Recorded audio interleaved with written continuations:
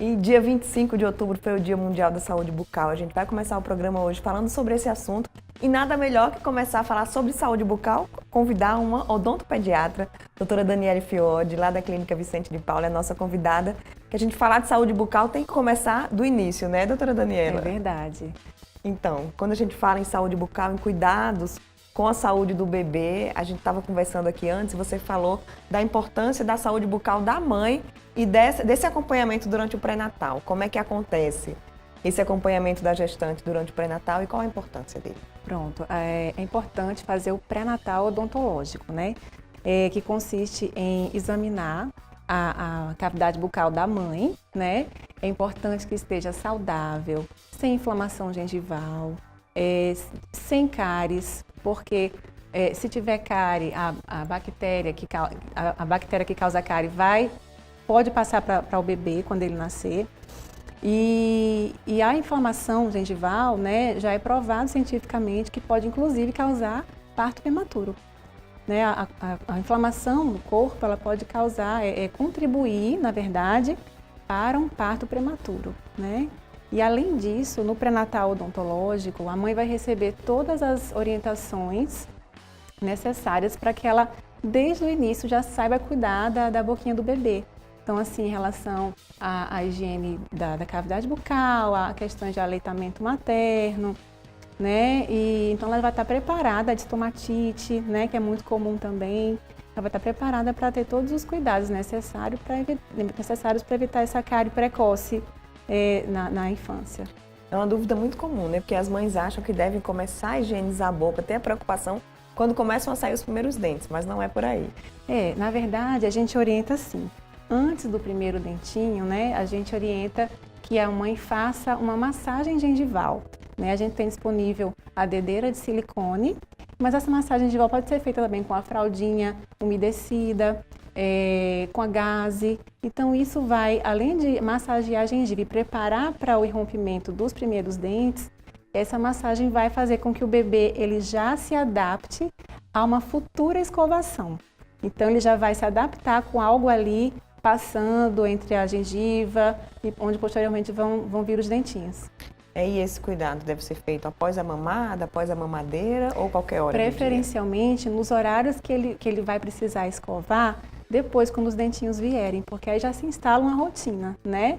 Então, de manhã, depois do horário que seria o almoço e à noite antes de dormir, na verdade.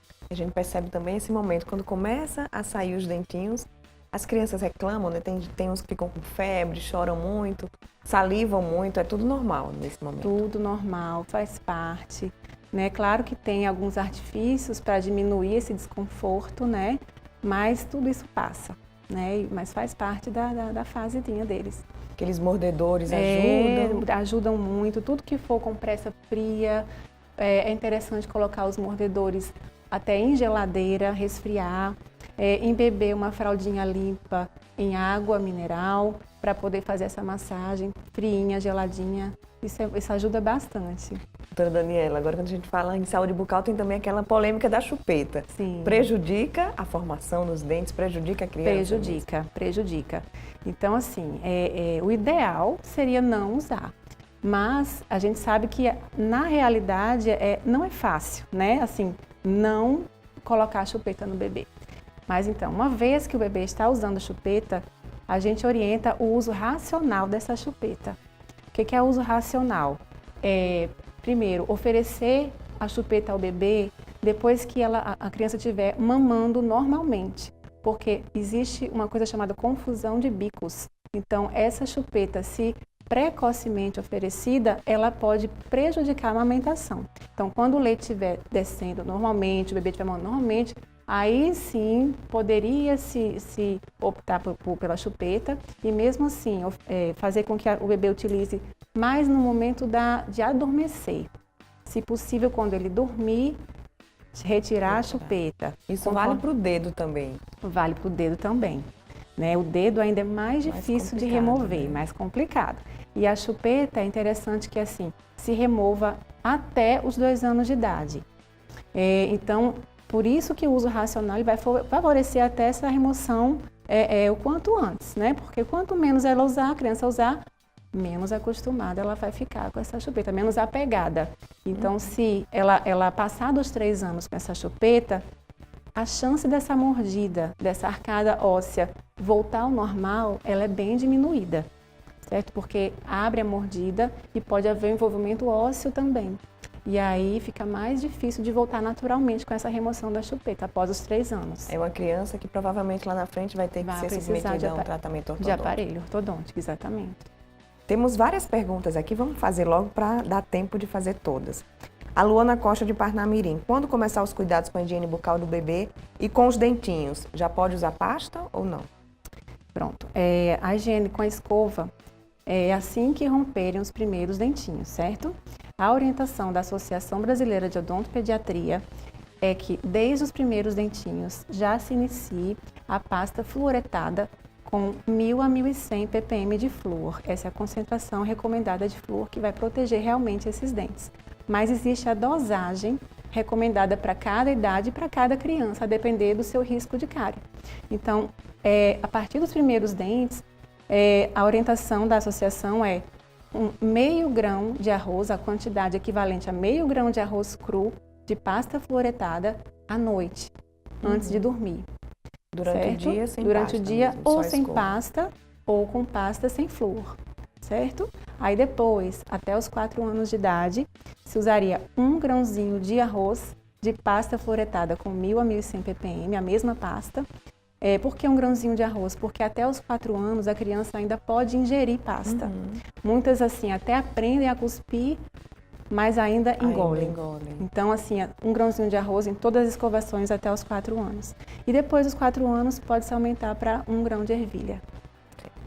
Dúvida do Pedro Hélio, lá de Ponta Negra. Ele quer saber se antibiótico e corticóide em excesso pode prejudicar a saúde bucal e aumenta a possibilidade de cáries na criança. Pronto, essa questão é assim, as mães perguntam muito, mas o que prejudica, na verdade, os dentes, o que causa cárie é o açúcar contido nesses remédios, seja no antibiótico ou no corticoide. Então, os medicamentos direcionados ao público infantil, eles são muito doces. Então, às vezes, é uma criança que ingere muito corticoide, inclusive durante a noite, muito antibiótico, e não é feita a higiene bucal após o medicamento, então ele pode vir a ter cárie por conta disso, por causa do doce que contém no remédio. Então, a recomendação é tomar o remédio, passa um tempinho e escova o dente. Exatamente. Se precisar dar de madrugada, pelo menos dar uma aguinha depois e, se possível, escovar. Olha aí. Maria Luísa, lá de Maceió, ela quer saber se existem crianças que têm mais predisposição à cárie do que outras. Ou se todas fizerem a higiene bucal igualmente, não vai ter cárie. Ou se tem algumas que têm mais predisposição. Essa questão da predisposição existe, tem questão de composição de saliva, mas a gente tem que tratar todas as crianças como tendo a mesma chance de desenvolver cárie, porque se qualquer criança fizer a higiene adequada, não ingerir alimentos adocicados em excesso, ela não vai ter cárie, independente dessa questão. Ou não. Então, assim, fazendo a higiene correta e a alimentação correta, ela não vai desenvolver cárie. Higiene correta, vale os mesmos hábitos dos adultos. Fio dental e escovação após as refeições. Com certeza, fio dental e escovação. E muitas crianças não passam fio dental, então é um hábito que quanto antes a gente conseguir fazer parte da rotina da criança, mais fácil para ela no futuro. E assim, a criança ela tem muito mais chance, suscetibilidade de desenvolver cárie do que o adulto. Então assim, ela requer muito cuidado, muito mais cuidado. Quando a criança pode escovar os dentes sozinha, né? Lá em casa estou passando por isso, meu filho está com 7, fez 8 anos agora, mas a escovação da noite eu ainda não confio dele fazer sozinho. Tá, perfeito. A gente realmente, assim, até a pré-adolescência, a gente tem que observar que cada criança ela vai desenvolver uma coordenação motora. Né? A gente tem que observar, monitorar, ensinar e da noite, principalmente, que é a escovação principal, o adulto ainda fazer a escovação depois que a criança fizer o adulto fazer e caprichar, para poder garantir uma boa higiene antes de dormir. Lá em casa eu faço muito, vai imitando mamãe, vou fazendo a escovação Isso. E ele do lado e depois faz o finalzinho. Exatamente, tá certo? Outra dúvida aqui é da Kelly Teixeira, também lá de Maceió. Mandar um beijo para todo mundo de Maceió que está sempre interagindo com a gente. Ela quer saber se criança precisa usar aparelho ou só quando os dentes já forem os dentes permanentes. dente de leite, pode? Pois A criança pode. essa questão da prevenção, né? A odontopediatria, a gente já está, assim, bem avançado em relação à prevenção. Os pais já estão bem conscientes, diferente da geração passada, né? Mas em questão da ortodontia, a prevenção é igualmente importante. E ainda muitos pais não têm essa consciência e deixam para procurar o ortodontista já na adolescência.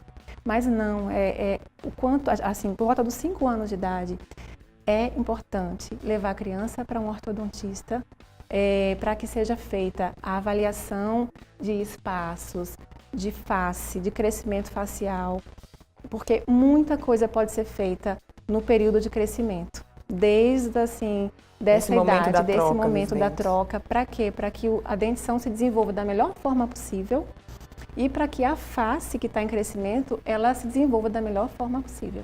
Então, assim, muita coisa de ortopedia facial, diversas intervenções podem ser feitas na fase de crescimento. Então, quanto antes puder levar, melhor, porque vai se evitar de lá na frente ter um tratamento ortodôntico complexo a ser realizado ou uma cirurgia a ser realizada. Então, muita coisa pode ser evitada. Ótimo, doutora Daniela. Infelizmente, o nosso tempo é curto, mas eu deixo aqui as câmeras do nosso programa para aquele toque final para os pais que estão aí assistindo, né, sobre a higiene bucal e principalmente também sobre essa questão da ortodontia, que é tão importante. Se antecipar aí a esse problema. É a prevenção ortodôntica e a prevenção da cárie. Tem um sinal, assim, de que aquela criança precisa dessa avaliação ou todas as crianças devem fazer? Todas as crianças devem fazer esse acompanhamento desde cedo, porque muitas vezes os pais não têm essa noção, questão de espaço dentário, começa a trocar os dentinhos, não percebem que ali vai faltar espaço para o permanente. E se a gente intervir antes, eu sou ortodontista também, e se a gente intervir no momento certo, muita coisa pode ser evitada lá na frente. E a dentição pode muitas vezes se desenvolver normalmente, sem nem precisar de ortodontia lá na adolescência, de ortodontia fixa, enfim. Ou até na fase adulta, né? Que tem tanta gente recorrendo agora. Exatamente. Muito obrigada, parabéns pelo seu dia, né? Foi Obrigada. Essa semana, mas ainda vale. Obrigada, eu agradeço sempre o convite. aqui ao nosso programa. Obrigada. E a gente vai para o rápido intervalo e já já tem mais Viver Bem para você.